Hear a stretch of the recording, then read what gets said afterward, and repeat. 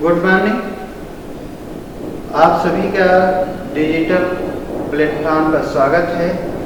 आज हम लोग बीए तृतीय वर्ष की क्लास में उपस्थित हैं, जिसका प्रथम पेपर का अध्ययन हम लोग करेंगे, यानी बीए तृतीय वर्ष प्रथम प्रश्न पत्र का अध्ययन करेंगे, यानी इतिहास। विषय क्या है? इतिहास। और इसमें प्रथम प्रश्न पत्र का अध्ययन करेंगे। जैसा कि पिछले क्लास में बताया था कि इसमें 3 प्रश्न पत्र होते हैं, प्रथम, द्वितीय और तृतीय। तो हम लोग प्रथम प्रश्न पत्र का अध्ययन करेंगे, जिसका शीर्षक है भारत का सामाजिक और आर्थिक इतिहास 1200 से 1900 ईस्वी। अब इसमें हम लोग चैप्टर द्वितीय यानी अध्याय दूसरे अध्याय का अध्ययन करेंगे आज। यानी पिछले क्लास में प्रथम अध्याय को हमने देखा था, अब इसमें दूसरे अध्याय को हम लोग देखेंगे, जिसका विषय है सल्तनत कालीन सामाजिक दशा। यानी सल्तनत काल में जो समाज था वो कैसा था, इसका हम लोग अध्ययन करेंगे। अब हम लोग देखते हैं कि अध्ययन से पहले यानी इसके पीछे उद्देश्य क्या है हमारा, यानी जो हम लोग जिस टॉपिक का अध्ययन कर रहे हैं उसके पीछे उद्देश्य हमारा क्या है। तो उद्देश्य ये है कि इसके अध्ययन से हम लोग 1206 से लेकर के 1526 ईस्वी के बीच सामाजिक व्यवस्था से परिचित होंगे। यानी भारत में सल्तनत काल में यानी 1206 से लेकर के 1526 के बीच जो सामाजिक स्थिति थी वो कैसी थी, इसका हम लोग ज्ञान प्राप्त कर लेंगे। दूसरा जो उद्देश्य है, जो हिंदू और मुस्लिम समाज में जो रीति रिवाज और परंपराएं प्रचलित थी उससे हम लोग परिचित हो जाएंगे। अब हम लोग देखते हैं आगे हैं अपने मुख्य विषय पर। तो मुख्य विषय क्या है, अब उसका थोड़ा हम परिचय और जान लेते हैं। जैसे इस काल में मुस्लिम जो वर्ग है, अभी तक हम जो पिछले क्लासों में पढ़े थे उसमें महत्वपूर्ण जो था वो हिंदू था। क्यों? क्योंकि हिंदू जनसंख्या अधिक थी, तो हिंदू राजा भी होता था। तो यानी राजा और प्रजा दोनों हिंदू थे। लेकिन इस टॉपिक में हम देखेंगे कि इस टॉपिक में जो शासक वर्ग है वो मुस्लिम हो जाता है, जनसंख्या इनकी कम है। यानी अब इस टॉपिक में हम लोग अध्ययन करेंगे कि हिंदू और मुसलमान दोनों की स्थिति कैसी है, और कंपैरिजन भी करेंगे कि किसे ज्यादा सुविधा प्राप्त है। तो जाहिर बात है कि जिस जाति का शासक वर्ग होता है उसका समाज में महत्वपूर्ण स्थान होता है। तो जनसंख्या तो 95% हिंदुओं की है। अधिकांश जनसंख्या आज भी, उस समय भी हिंदू थी और आज भी देखेंगे तो हम हिंदू ही जनसंख्या अधिक है, चाहे भले वो जात उपजाति और वर्ण में के रूप में जाने जाए, लेकिन सामूहिक रूप से हम उसे हिंदू जनसंख्या के नाम से जानते हैं। अब इस काल में चूंकि मुस्लिम शासक बन गया और शासक बन गया तो जो मुस्लिम जाति है वो प्रथम स्थान पे आ जाएगी। यानी वो ऐसे लोग हैं जिनको सामाजिक धार्मिक विशेषाधिकार प्राप्त है। यानी राजा तो है ही ऑलरेडी, राजनीतिक रूप से प्रभुत्वशाली हैं क्योंकि इन्हीं के हाथ में है राजनीति। अब ये सामाजिक और धार्मिक विशेषाधिकारों से भी युक्त होंगे, यानी इनके साथ किसी भी तरह का भेदभाव नहीं किया जा सकता। जबकि हिंदू वर्ग जो है यह सामाजिक और धार्मिक और राजनीतिक रूप से कमजोर होगा, यानी कमजोर हुआ है और ये दोयम दर्जे का जीवन व्यतीत करता है। अब व्यतीत भी करता है और खुद ये अपने जो आंतरिक जो सामाजिक संरचना है ये भी बड़े क्लिष्ट है और बड़े इसमें भी संगतियां व्याप्त हैं। यानी ये भी जाति उपजाति वर्ण में विभाजित होने के साथ साथ अस्पृश्यता के दौर से गुजर रहा है। यानी इसमें भी धार्मिक, क्षेत्रीय और भाषाई तमाम भेदभाव पनपे हुए हैं और मजबूत हैं। तो ये भी एक बिलबिला रहा है, कहें तो अस्पृश्यता भी इसके लिए एक कोड़ में खाज की स्थिति है। तो आप देखें कि 95% जो जनसंख्या है मुस्लिम है। अब कह रहे हैं कि अगर हम मुख्य विषय को देखें तो अगर हिंदू को देखते हैं, इसमें जो इस टॉपिक में हम लोग अध्ययन करेंगे जो हिंदू समाज है वो कैसा है। तो हिंदू समाज वर्ण में, जात में, उपजात में पूर्व की बात विभाजित है। सामान्य तौर पर सामाजिक और आर्थिक दृष्टि हिंदू समाज 3 वर्गों में विभाजित है। एक है शासक वर्ग और पुरोहित। इसमें कौन लोग शामिल हैं? अब चूंकि ऐसा नहीं है कि पूरे भारत पे सल्तनत कालीन जो सुल्तान है उन्हीं का शासन होता था। इस काल में भी दक्षिण भारत में और राजपूताना में, राजस्थान में छोटे छोटे राजा होते थे जो अपनी सामाजिक और आर्थिक राजनीतिक स्थिति में मजबूती लिए हुए थे। दूसरी चीज, वो राजा तो थे ही, अब जिन्हें हम राव और रावत के नाम से भी जानते हैं, और वो अपने जो परंपरागत उनके जो राजनीतिक नाम है उसके नाम से भी वो जाने जाते थे। बर्नी जो छोटे छोटे इस काल में, जो सल्तनत काल में छोटे छोटे जो अधिकारी थे, यानी जो राजस्व विभाग में काम करते थे, क्योंकि तुर्कों को राजस्व विभाग में काम करने के लिए यहाँ तक कि मुगल काल तक हिंदू अधिकारियों की जरूरत पड़ती थी, खास करके राजस्व विभाग में। तो जो छोटे छोटे जो अधिकारी थे, जैसे हिंदू अधिकारी, यानी जिनको हम खूत कहते हैं, यानी खूत, बर्नी इनको खूत कहता है, खुद, मुकद्दम और चौधरी, ये राजस्व संग्राहक के रूप में काम करते थे और राजस्व विभाग में काम करते थे। अब ये इनका भी बड़ा वर्ग था, लेकिन ये कहने का आशय ये नहीं है कि बहुत मजबूत है, यानी मुस्लिम जो जनसंख्या है उसकी अपेक्षा इनकी स्थिति ठीक थी। इनकी स्थिति ठीक नहीं थी। बर्नी कहता है कि ये लोग, इनके जो इतने गरीब हो चुके थे, यानी ये जो खुद मुकद्दम चौधरी हैं, बर्नी तारीख के फिरोजशाही में कहता है कि ये लोग, इनके जो घरों की औरतें थी वो दूसरे के मुस्लिमों को वहां काम करने जाती थी, यानी इनकी स्थिति आर्थिक रूप से बड़ी कमजोर कर दिया बाद में अलाउद्दीन और अन्य शासकों ने। तो दूसरी चीज जो बर्नी है वो ये कहता है कि इनके साथ कोई अच्छा व्यवहार नहीं किया जाना चाहिए। वो खुद सिर्फ मुस्लिम जनसंख्या पर कंसंट्रेशन करता है, सारी सुविधाएं और सारे पद मुस्लिम जनसंख्या को देने की बात करता है, और बड़ा मैंने कहने का मतलब बहुत बड़ा विद्वान था वो बर्नी।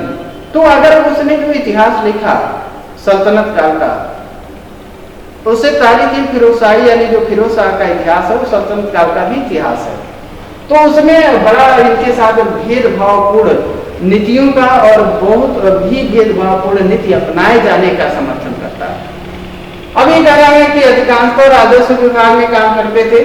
अब ब्राह्मण वर्ग क्या है कि ब्राह्मण वर्ग की स्थिति में गिरावट आई। क्यों गिरावट आएगी?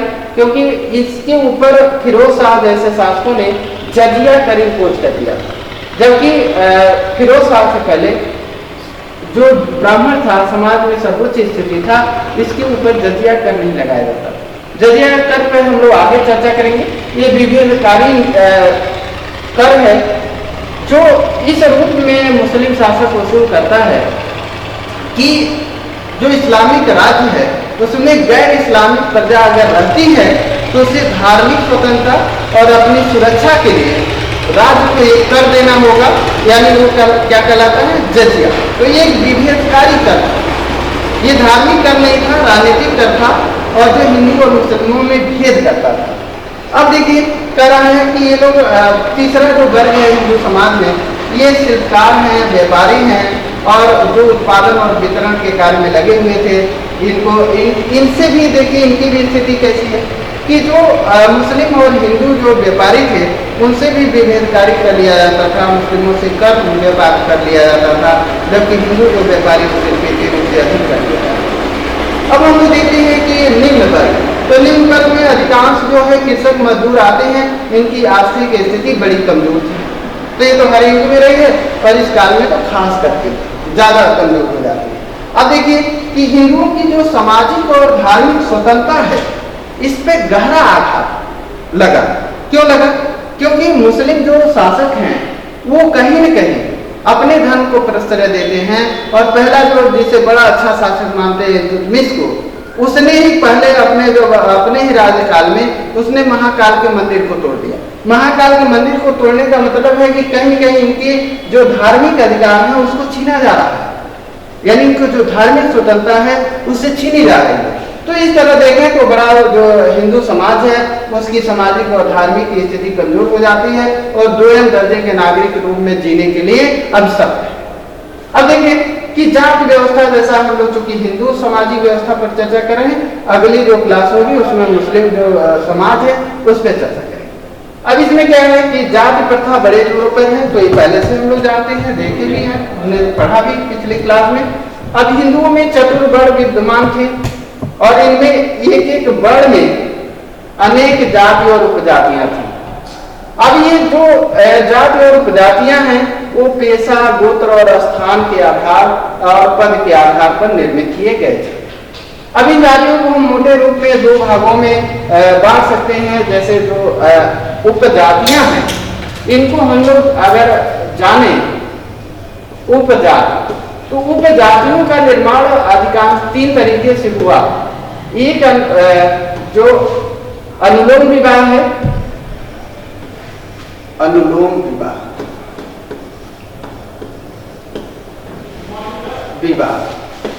जैसे हम लोग यहां देख रहे हैं अनुलोम विवाह, और दूसरा प्रतिलोम विवाह। तो इससे भी जो नई संतान पैदा होती थी वो एक जात के रूप में या उपजात के रूप में जाने जाते हैं। अब इसमें तो ये जाति और उपजाति इससे कैसे निर्मित होता है कि जब विवाह होता था तो जब वर्णांतर अधिक होता था तो फिर उसमें जो जाति होती थी, पुत्र होता था, वो निम्न जात का माना जाता था। जैसे मान लीजिए कि अगर कोई ब्राह्मण महिला है और अगर शूद्र पुरुष से अगर विवाह कर लेती है तो उससे जो उत्पन्न संतान होगा वो चंडाल कहलाएगा। यानी कहने का मतलब उसकी सामाजिक स्थिति बड़ी कमजोर होगी।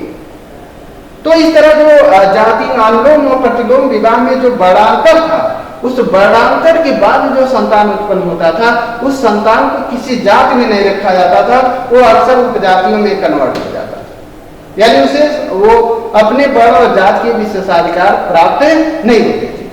और दूसरा चीज कह रहा है कि व्यवसाय, जैसे हम लोग पिछले अध्याय में पढ़े थे कि व्यवसाय की जो विविधता है, विशेषज्ञता है, ये भी जातियों की संख्या में वृद्धि के लिए महत्वपूर्ण था और सबसे बड़ा जिम्मेदार यही था। अब देखिए कि ये तो गोत्र के नाम से जो उपजातियां थी इनके भी अपने अपने गोत्र होते थे। फिर इस युग में जाति प्रथा के कड़े नियम पाए जाते थे, कड़े नियम नहीं थे। कहने का मतलब हमने एक चीज हम लोगों को ध्यान रखना होता है कि शास्त्र में लिखा हुआ है जो नियम, समाज कभी उसका पूर्णतः पालन नहीं करता। वो दिखाई तो देता है कि ये पूर्णतः पालन हो रहा है, उस समय की सामाजिक आर्थिक स्थिति ऐसी रही होगी, ये भेदभाव रहे होंगे, लेकिन कभी समाज पूर्णतः इसका अनुसरण नहीं करता है। वो अपनी परिस्थिति और आवश्यकता के अनुसार उसको पालन करता है या उसको डिनाई करता है।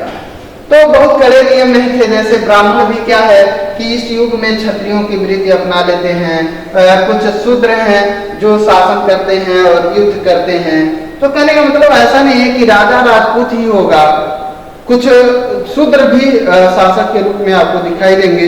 जैसे अगर सिंध को देख लें तो सिंध में सिंध का अगर एग्जाम्पल लें तो सिंध में 712 में जब तुर्कों ने आक्रमण किया तो उस समय भी वहां शूद्र वंश का शासन था। तो कहने मतलब इस काल में भी देखें कि मध्यकाल में भी शूद्रों में, ब्राह्मणों में या हर वर्ण के लोग अपने परंपरागत जो व्यवसाय है, अपने परंपरागत जो वृत्ति है, उसके इतर भी वो काम करते दिखाई देते हैं। अब देखिए कि हिंदुओं से जजिया कर वसूला जाता, तो जैसे हमने बताया कि ये इस्लामिक राज्य में रहने वाले गैर इस्लामिक प्रजा को देना होता था, धार्मिक स्वतंत्रता और अपनी राजनीति, अपने जो सुरक्षा के बदले। तो ये हमने देखा तो अगर किसी जनसंख्या को अपनी सुरक्षा और धार्मिक स्वतंत्रता के लिए कर देना पड़े तो जाहिर सी बात है कि वो क्या होगा, दोयम दर्जे का नागरिक होगा। अब हम लोग देखते हैं कि जो हिंदू समाज है इसमें एक बड़ी बुराई ये भी थी कि वेश्यावृत्ति। अब इसको हम एक चीज और यहाँ जोड़ ले कि जो हिंदू समाज था उसमें एक देवदासी प्रथा भी प्रचलित थी। देवदासी मतलब जो मंदिरों में रहने वाली जो महिलाएं थी, जो आजीवन मंदिरों को समर्पित थे उन्हें देवदासी कहा जाता था। ये भारत में, दक्षिण भारत में अस्तित्व में आया और ये भी जो है कहीं कहीं मध्यकाल में विद्यमान था। दूसरी चीज, महिलाओं में वेश्यावृत्ति की भी प्रथा विद्यमान थी और ये इनका संबंध मनोरंजन से जुड़ा हुआ था। नृत्य और संगीत के कार्यक्रमों में भाग लेते थे। सामाजिक मनोरंजन का साधन इनको माना जाता था। दूसरी चीज अगर देखें कि जो इनका पहनावा है, वस्त्र आभूषण है हिंदुओं का, वो कैसा है, तो हिंदुओं में पुरुष के लिए धोती और कमीज पगड़ी पहनना एक सम्मानजनक पोशाक माना जाता था और स्त्रियां भी धोती, लहंगा, दुपट्टा, ब्लाउज, अंगिया और जैकेट आदि को पहनती थी। दूसरी चीज, जो एक अफीफ नामक विद्वान है जिन्होंने जियाउद्दीन बर्नी की जो पुस्तक है तारीख-ए-फिरोजशाही, उसका पूरा ग्रंथ लिखा है, इसलिए उनके भी जो किताब है अफीफ की, शम्स-ए सिराज अफीफ की, उसका भी नाम तारीख-ए-फिरोजशाही है।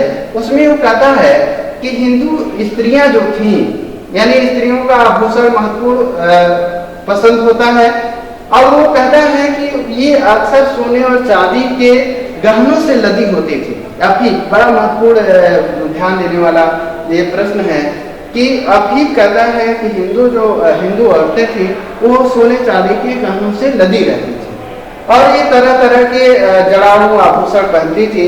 पुरुष भी आभूषण इस युग में पहनते थे। भोजन क्या है कि साधारणतः जो समाज था वो शाकाहारी होता था हिंदुओं का, लेकिन ये लोग मैंने कहने मतलब मांसाहारी भी होते थे, लेकिन अधिकांशतः ये शाकाहारी लोग होते थे। अब हम लोग आगे देखते हैं कि सल्तनत काल में स्त्रियों की मुख्य स्थिति क्या थी, उनकी दशा कैसी थी। तो जो हिंदू स्त्रियों के बारे में कहा गया है कि बचपन में माता पिता और युवावस्था में पति और वृद्धावस्था में बच्चों के अधीन रहती थी, तो इसका आशय ये है कि इनकी जो स्वतंत्रता थी कहीं न कहीं वो छीन ली गई थी और ये प्राचीन काल से आपको दिखाई दे रहा है कि इनमें कहीं न कहीं गिरावट आती है। राजनीतिक, सामाजिक और धार्मिक जो अधिकार हैं उसमें कटौती होती है और आर्थिक रूप से ये पंगु है। सबसे बड़ी बात है कि ये आर्थिक रूप से पंगु है, आर्थिक और दूसरा सुरक्षा। तो ये दोनों चीजें ये लाइन ही बताती है कि स्त्रियों की स्थिति कैसी रही होगी, यानी ये घरों में कैद थी उच्च परिवार की और निम्न परिवार का तो कोई इतिहास होता ही नहीं, निम्न वर्ग की महिलाओं का भी कोई इतिहास नहीं होता। इतिहास हमेशा उनको अपने में समेटता है जिनका कोई समाज में कंट्रीब्यूशन हो, किसी कालखंड में कंट्रीब्यूशन हो, उन्हीं को इतिहास याद रखता है, बाकी को वो याद ही नहीं रखता। तो ये कह रहा है कि इस काल में चाहे हिंदू उच्च वर्ण हो चाहे निम्न वर्ण की महिला हो, उसकी स्थिति इसी तरह थी। अब वो कह रहे हैं कि एक बड़ी बुराई थी जो तुर्कों के आगमन के साथ ही ये मजबूत हुई, जैसे हम कहते हैं कि उच्च पर्दा प्रथा। तो पर्दा प्रथा ये क्या है कि ये कहने का मतलब कि महिलाओं में इसलिए इस युग में ज़्यादा मजबूती के साथ अपनाया गया क्योंकि तुर्कों से अपने मान सम्मान की रक्षा के लिए महिलाओं ने या उनके घर परिवार के लोगों ने हिंदू समाज में इसको समर्थन दिया।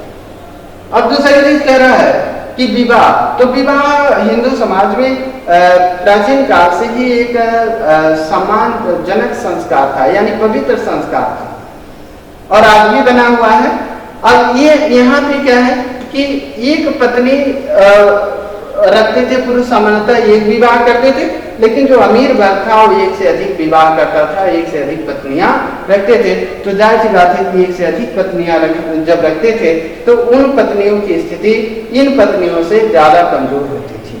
अब हम लोग देखते हैं सती प्रथा। तो सती प्रथा हमारे समाज का प्राचीन काल में अंग थी और मध्यकाल में बनी रही, जो सामान्यतः उच्च वर्ग में ज्यादा देखा जाता था, निम्न वर्ग में ये कम प्रचलित था और ये बड़ा अमानुषिक एक तरह से महिलाओं के लिए साथ व्यवहार था। अब हम लोग देखते हैं कि जौहर प्रथा। तो जौहर प्रथा ये राजपूतों में प्रचलित था या सामंतों जागीरदारों में प्रचलित था।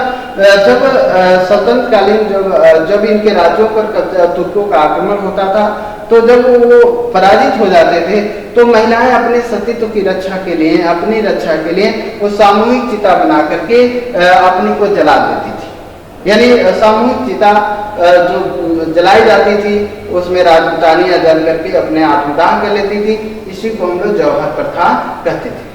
अब कह रहे हैं बाल विवाह। तो बाल विवाह तुर्कों के आगमन से और तीव्र हो गया और इसमें तेजी आई और ये बड़ा मजबूत हो गया, क्योंकि अब जो बच्ची थी उसके जो सामाजिक सुरक्षा थी उसको लेकर के बड़ा असुरक्षा की भावना आई और इसलिए बाल विवाह में तीव्रता इसी युग में दिखाई देती है। दूसरी चीज शिक्षा। तो उच्च वर्ग की महिलाओं को शिक्षा प्राप्त होता था।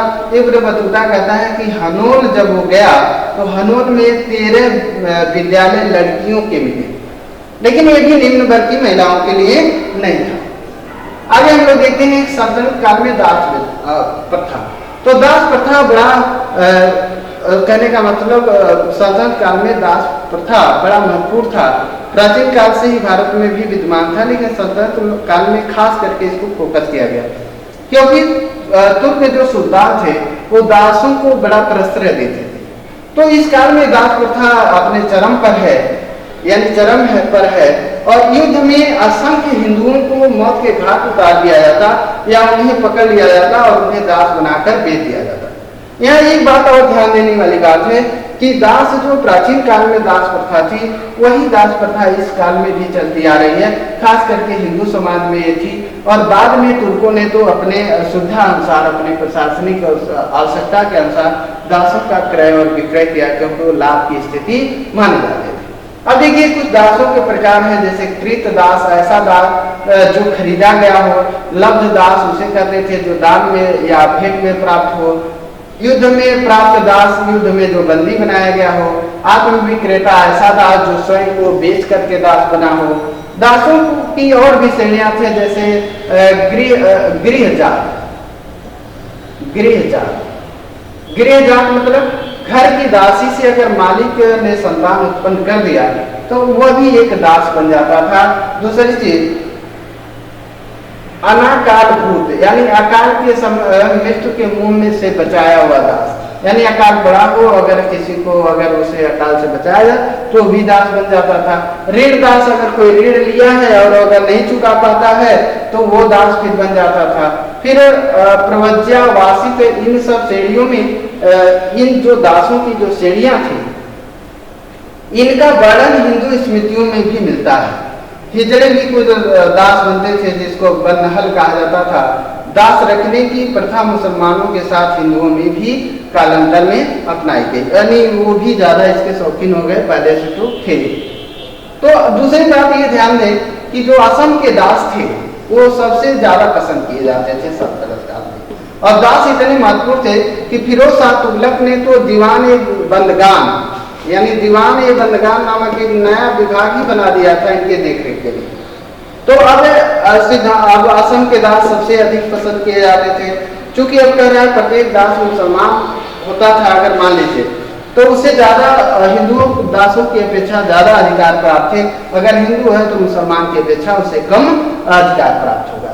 अब कह रहा है कि शाही जो दास होते थे वो सभी दासों में सबसे अच्छी स्थिति में थे, इनकी शिक्षा दीक्षा और हर चीज की बढ़िया इनको सुविधा मिलती थी।